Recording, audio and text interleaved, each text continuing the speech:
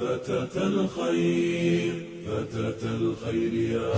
فتاة الخير فتاة الخير يا فتاة الخير.